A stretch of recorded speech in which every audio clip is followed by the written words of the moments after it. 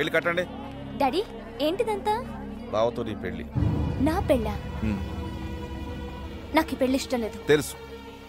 ముహూర్తానికి టైం అవుతుంది, వెళ్ళి రెడీ అవ్వు. వెళ్ళు.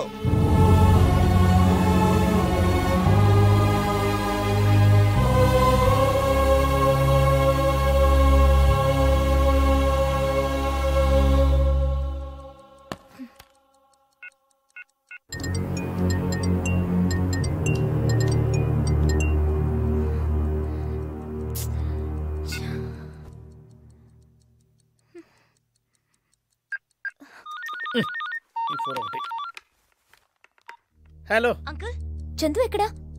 చాలా సేపటి నుంచి ఫోన్ రింగ్ అవుతుంది, పికప్ చేయట్లేదు. నువ్వేవి టెన్షన్ పడద్దు, ఏవి కాదు. అది కాదు నా టెన్షన్. మరి మా ఇంట్లో సడన్ గా నాకు పెళ్లి చేయాలని చూస్తున్నారు. పెళ్ళే? ఓ పని చేయమ్మా.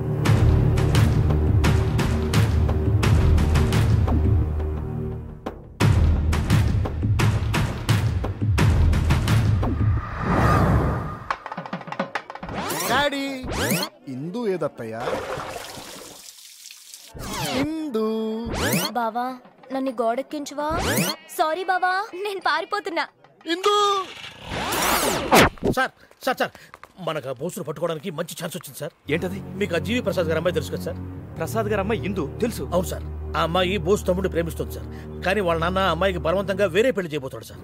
ఇప్పుడు ఆ అమ్మాయిని కిడ్నాప్ చేయడం కోసం బోసు రాబోతున్నాడు సార్. మనకు ఇన్ఫర్మేషన్ వచ్చింది సార్. మీరు వెంటనే వెళ్ళిపోండి సార్, నేను మన బ్యాచ్ తీసుకొస్తాను. హరియా హరియా.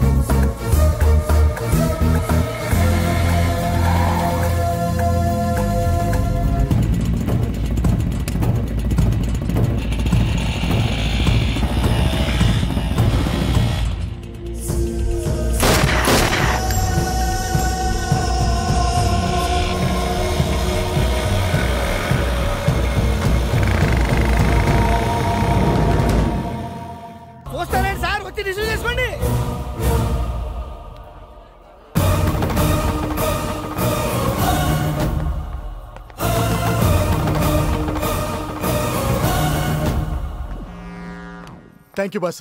ఇందు దా. ఆగో, పెళ్లి బట్టలతో పారిపోయిన అమ్మాయిని చేసుకొని నువ్వు జీవితాంతం సుఖంగా ఉండగలవా? ఉండగలనంటే చెప్పు. ఇందు తన వాళ్ళ కోసం, నేను తన కోసం మా ప్రేమను మర్చిపోతాం.